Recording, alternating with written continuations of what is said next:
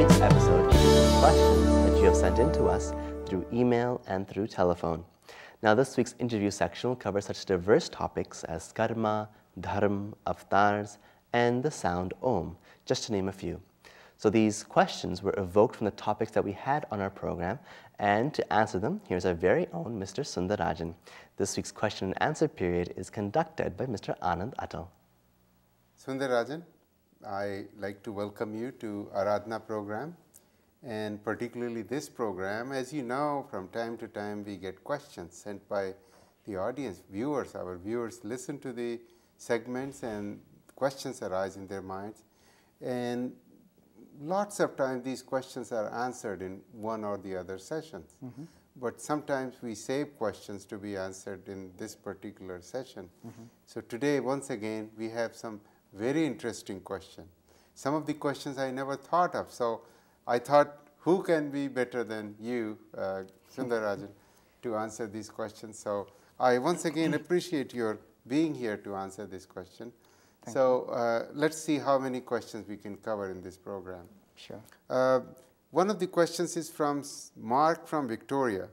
And I still don't know whether our program is heard in Victoria, but nonetheless, this is a gentleman, a young person from Victoria who has asked, if I had to choose one of the major religions, which one will you recommend and why?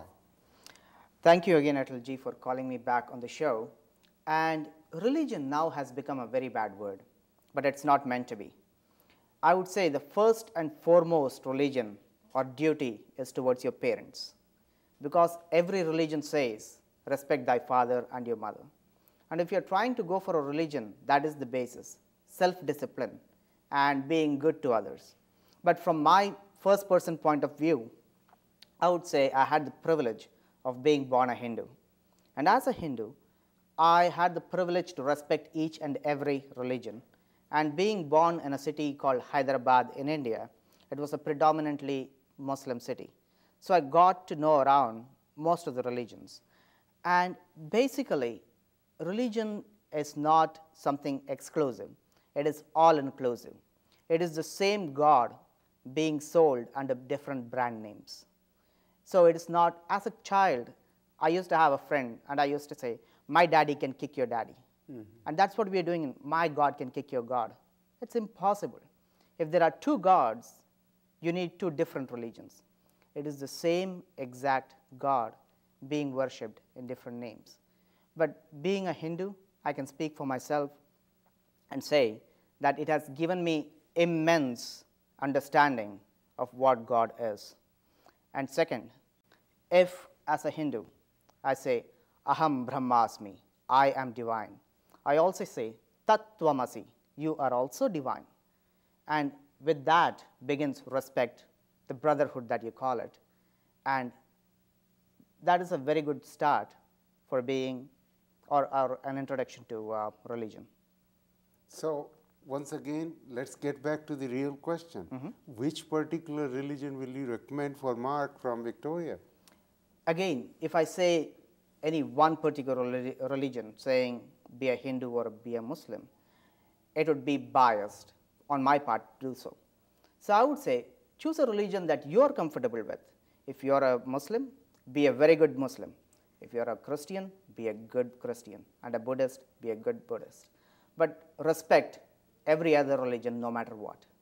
So I choose to be a Hindu by choice, not by force. Thank you very much. The other question is from Ramesh from Langley, and he's asking a very popular currency term, Hindutva. And he says, what does Hindutva mean? Literally, tva in Sanskrit is a suffix saying to be in a state of. So Hindutva is to be in a state of Hindu or being a Hindu. Now, this is a very common concept in India, and Hindutva is tainted with a particular group of people trying to profess their own thoughts or ideas. But in reality, Hindutva means respect, like I said earlier, respect for all religions, all inclusiveness, and the basic norms of Vasudhaiva Kutumbakam. We are one family. And there is a small group in India, or a majority of Indians are Hindus, and they have a concept or a dream of making India into an all-inclusive Hindutva base where everybody is Indian. It's not an Indian Muslim, an Indian Hindu, or an Indian Christian. It's Indian first and then everything next. I hope that answers your question. I think it does. To me, it does. What you are saying, that even though India is a multi-ethnic republic, still the Hinduism will not have any conflict with that because it is already an inclusive religion. That is correct. Thank you very much. The next question is from Sylvia from Salt Spring Island. And this question asks, what avatars, which avatars of Hindus are important and why? Good question, Sylvia. Avatara can be broken down as avatarati, or the divine descending itself into an incarnation, into a body. In Hindu philosophy, many gods incarnate, and Vishnu has 10 incarnations, out of which 9 have already taken place. And it started, the first one being a fish, then a turtle, then a boar, then a lion, and a human being. So it sees an evolutionary pattern. But the most important and impressive avatars are two. One is Rama and Krishna.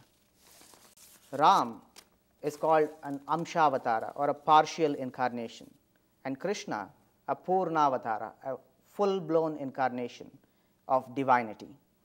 Now, if Krishna was, actually Krishna does bleed, like you and me, he's human, but the point is the divinity within should be expressed in its full-blown thing.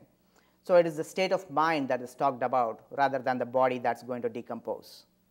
So Rama and Krishna had taught values that is still lasting after 8,000 years. It is imperishable values. So these two divinities is present in you, it's present in me. The only delay is understanding it, and before it emerges and we become a full-blown avatara. So majority of the Hindus who worship Ram and Krishna as if they were full reincarnations, incarnations of God. Exactly. So it is just the kind of feeling they have about these two incarnations. There is a saying, be it a large flame or a small one, a flame is always a flame. It can burn down a forest. True, yeah.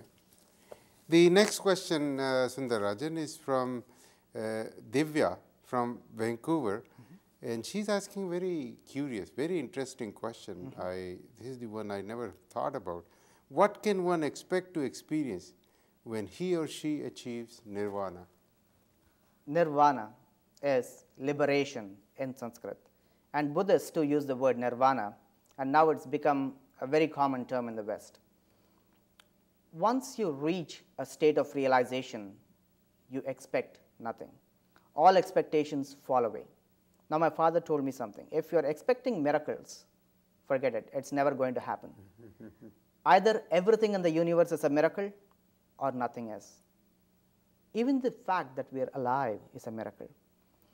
And we are confusing our bodies to be ourselves. When you say, I went there, I go there, or I did this, it is the body or the ego that's being mentioned. When you attain nirvana, you realize that you and the cosmos are one and the same. So with that realization, you start looking upon the creation in a totally different angle. So it is not quite true that all the good people, people who generally are very nice to others, when they die, they reach nirvana. No, they reach, that is a different loka. According to Hinduism too, they reach Swargaloka or heaven, from which they come back. But the final attainment of salvation is where you have no ego at all and you merge into the cause or the cosmic intelligence. And then you have broken free from the bondage of birth and rebirth. Exactly. Now, as a drop of water, you think you're a drop. But once you merge in the ocean, you identify yourself with the ocean, you become magnanimous, you become the biggest water body there is. And the same thing, as long as you think you're the individual soul there are expectations. But when you merge with the cosmic intelligence, there is no boundaries, and that is final salvation. So this meaning is quite different from the popularly known notion of nirvana. Is well, this eating this food is like nirvana. So nirvana is not quite used in the classical way. Exactly. The next question is from Nandini from Delta. How can I improve my karma? Now, when you say karma, like we discussed before, karma is action. And the main thing you're trying to improve is purify your soul. For that, you have to purify your thoughts, your deeds, and your mind. Sorry, your thoughts, your deeds, and your words. So, in Indian term, you call Trikarana Suddhi, or the three things that are purified.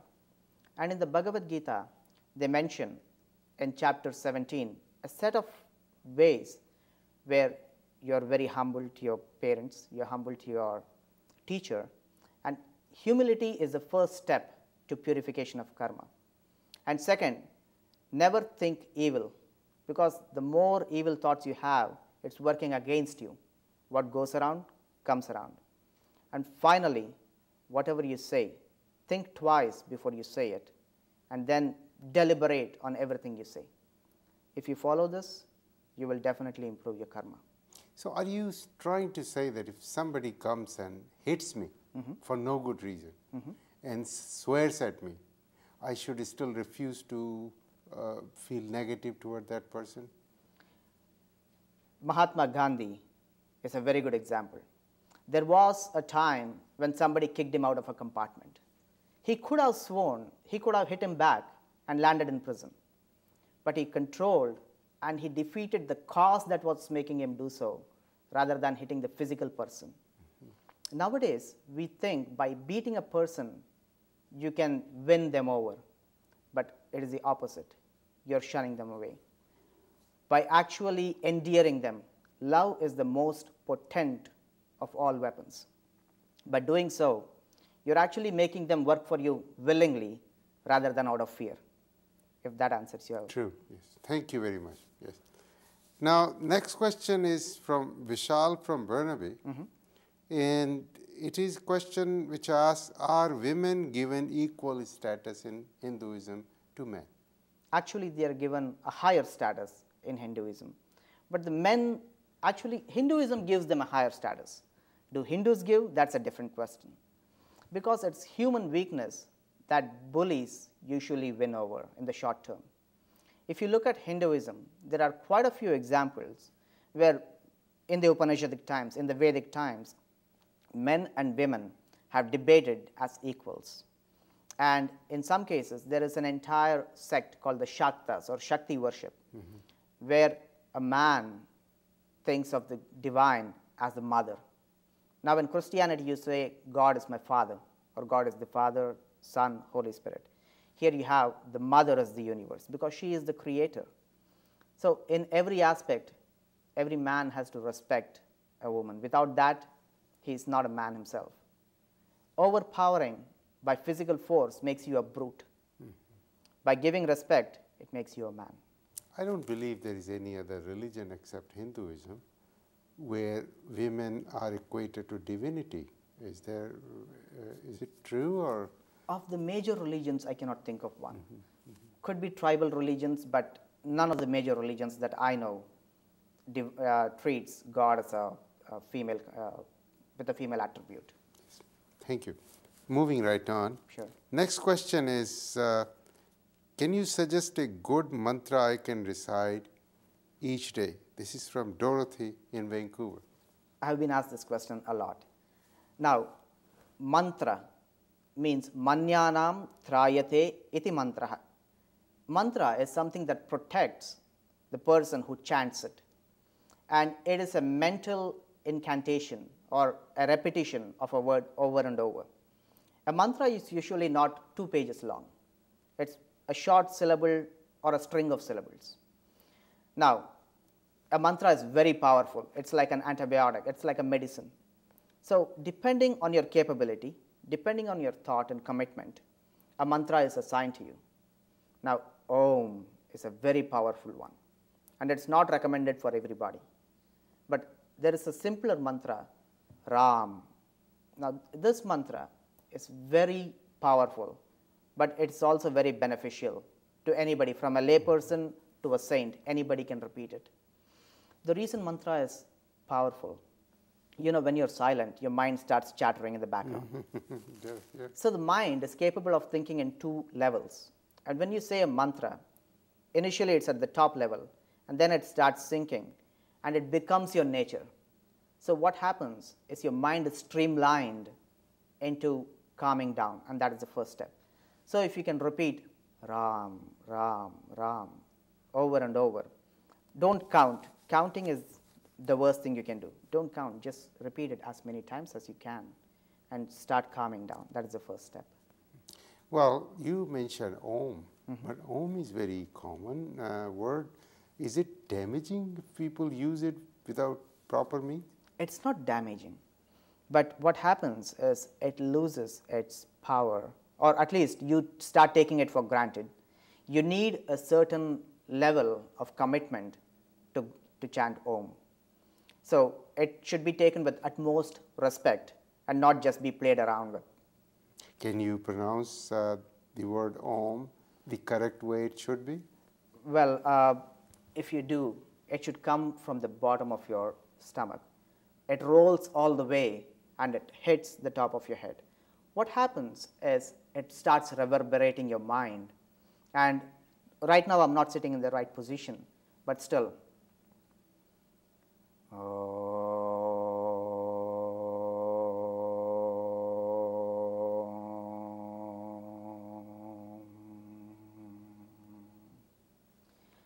This was a short one.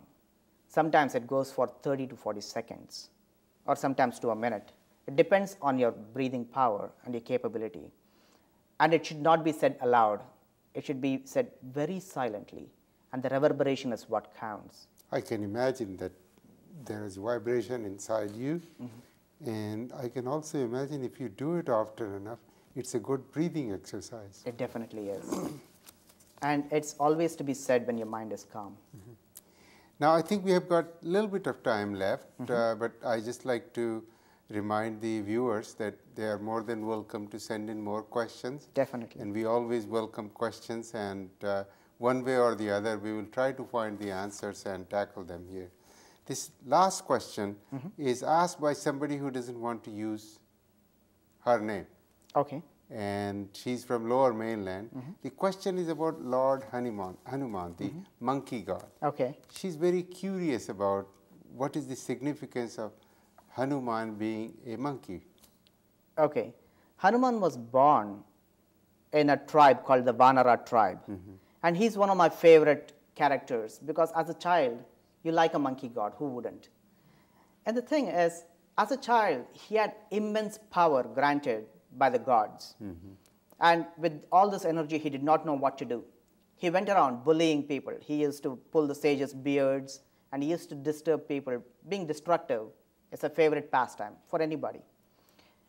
There was one sage who said, you will forget all your powers till the appropriate time. And the time you're reminded of it, you'll recognize it.